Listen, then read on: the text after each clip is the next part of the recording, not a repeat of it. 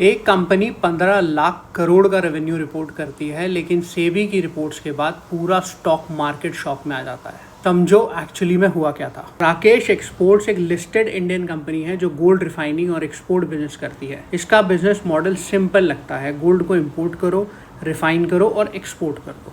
But problem यहीं से start होती है, बिकॉज जब बिजनेस ग्लोबल हो, सब्सिडरीज यूज हो, तो नंबर कॉम्प्लेक्स हो जाते हैं। कंपनी ने अपनी फाइलिंग में बहुत ह्यूज रेवेन्यू नंबर रिपोर्ट किए। सेबी इन्वेस्टिगेशन के अकॉर्डिंग 15.15 लाख करोड़ तक के ट्रांजैक्शंस और रेवेन्यू पर क्वेश्चंस रेज हुए हैं।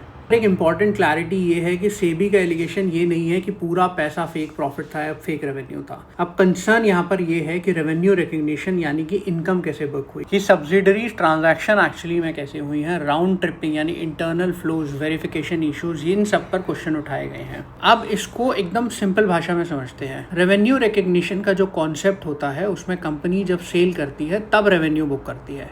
लेकिन प्रॉब्लम कब आती है, जब सेल एक्चुअली फाइनल कस्टमर को हुई ही नहीं, सिर्फ सब्सिडरीज के अंदर ही मनी सर्कुलेट होता जा रहा था और ट्रांजैक्शन पेपर पे तो रियल लग रहे हैं, लेकिन कैश रियलिटी में बिल्कुल ही डिफरेंट। राजेश एक्सपोर्ट्स का स्ट्रक्चर ग्लोबल सब्सिडरीज के साथ लिंक्ड है। मल्टीपल कंट्रीज और सब्सिडरीज इन्वॉल्व हो जाती हैं, तो रिस्क होता है कि same money multiple times count ना हो जाए, इंटर कंपनी ट्रांजैक्शंस इन्फ्लेट ना हो जाए, real external sales versus internal movement में बहुत कंफ्यूजन हो जाता है। इसी जगह पर ऑडिटर और रेगुलेटर स्क्रूटनी करते हैं। अब सबसे इंपॉर्टेंट लर्निंग हम लोगों के लिए ये है कि revenue is not real money.